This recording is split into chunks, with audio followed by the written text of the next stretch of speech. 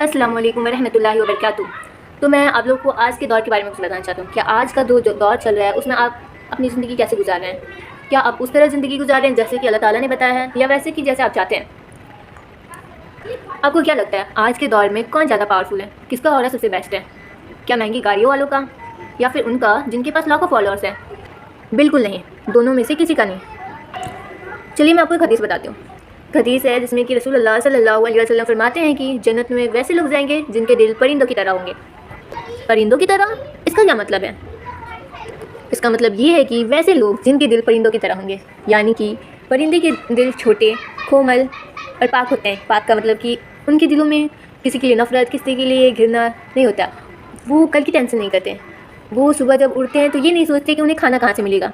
वो ये नहीं सोचते कि मुझे जाना कहाँ है। वो बस उठ जाते हैं और शाम को जब वो लौटते हैं तो वो भरपेट लौटते हैं। तो जब हम सुबह उठते हैं या फिर सोते वक्त हम हमेशा अपने फ्यूचर की टेंशन लेते हैं। हम एंजाइटी करते हैं। हम सोचते सोचते पागल हो जाते हैं, बीमार पड़ जाते हैं कि कल क्या होगा हमारा।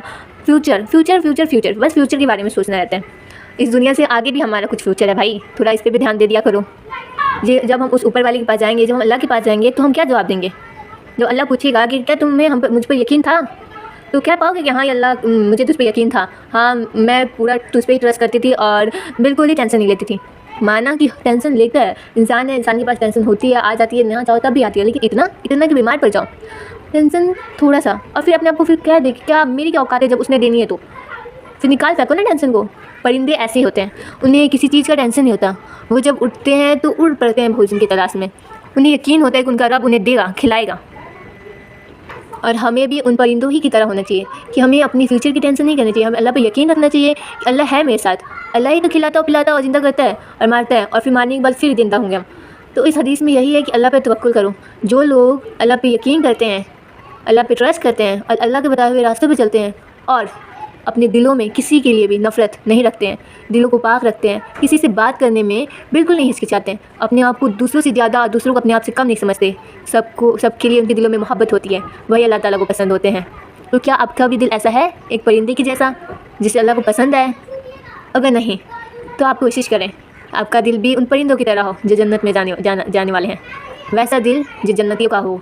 और ये कोई फेक हदीस नहीं है, ये सही मुस्लिम की हदीस है। और मुझे यकीन है कि आप ये कर सकते हैं, और अल्लाह ताला आपको नेक रास्तों पे चलने की तौफीक अता फरमाए।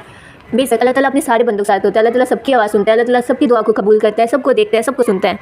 और आप भी अल्लाह ताला के नेक बंदे हैं, और आप अच्छे बंदे बन सकते हैं, इससे बहुत अच्छे बंदे बन सकते हैं। बस अपने ऊपर यकीन रखिए, अपने रब के ऊपर यकीन रखिए, और नेक रास्तों पे चलिए। अल्लाह ताला के बताए हुए रास्ते के लिए आप सल्लल्लाहु अलैहि वसल्लम की बातों को मानिए और अपनी ज़िंदगी गुजारिए।